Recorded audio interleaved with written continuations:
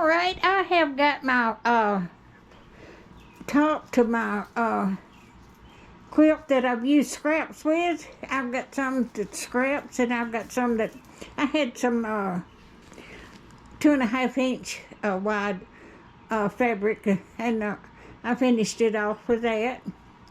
But this is what I've done. I'm gonna quilt this offline. I've got it pieced together now. But this is, I've enjoyed working on this. It took me about 3 or 4 days to get it, the top done. It's going to take about that long to get it quilted, but I'll do that offline.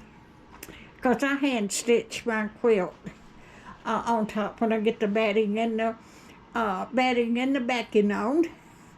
But that's what my quilt looks like, and I'm very pleased with it. So if you like my videos, just like, share, and subscribe, and hit that little bell when you want to be notified when I got another video coming out. And thank y'all so much for watching, and y'all have a blessed week. If you want to be notified when I got another video coming out, just like, share, and subscribe.